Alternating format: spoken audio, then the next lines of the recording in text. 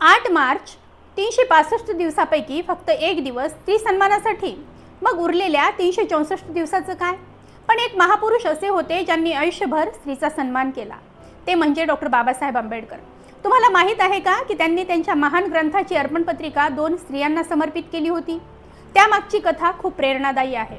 Doctor Babasaheb Ambedkar यांच्या मनात स्त्रीविषयी खूप आदर आणि आपुलकी होती, कारण त्यांच्या आयुष्यात आलेल्या स्त्रियांनी त्यांना खूप प्रेम आणि आधार दिला होता. बाबासाहेब लहान असतानाच त्यांची आई भीमाई यांचे निधन झाले. आईची माया हरवलेल्या त्या बालभीमाचे संगोपन त्यांच्या आत्याने मोठ्या प्रेमाने केले होते. पुढे त्यांच्या आयुष्यात आल्या त्यांच्या पत्नी रमाबाई.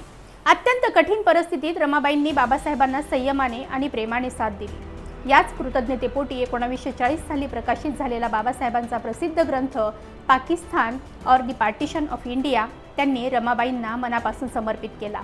त्या अर्पण पत्रिकेत बाबासाहेब आपल्या पत्नीच्या प्रेम, संयम आणि त्यागाबद्दल कृतज्ञता व्यक्त करतात.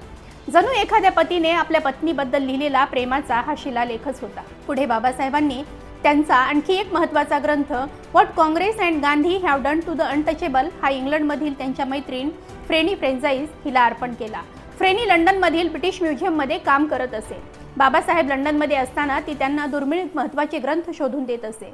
जेव्हा तिला कळले की बाबासाहेब भारतातील दलित शोषितांच्या हक्कासाठी लढणारे नेते आहेत, तेव्हा तिच्या मनातील आदर अधिकच वाढला आणि त्यातून त्यांची एक सुंदर मैत्री निर्माण झाली. स्त्री पुरुषाला जपते, त्याला आयुष्यभर प्रेम देते, मग अशी स्त्रीजात पिढ्यानपिढ्या अन्यायात राहावी हे बाबासाहेबांच्या संवेदनशील मनाला कसे पटले असते? म्हणून डॉक्टर बाबासाहेब आंबेडकर यांनी केवळ स्त्री सन्मानाची भाषा केली नाही, तर आयुष्यभर त्यांच्यासाठी संघर्ष केला. बाबासाहेबांच्या जीवनातील ही प्रेरक कथा तुम्हाला आवडली असेल तर ही रील नक्की शेअर करा आणि बाबासाहेबांच्या विचारांना नक्की फॉलो करा.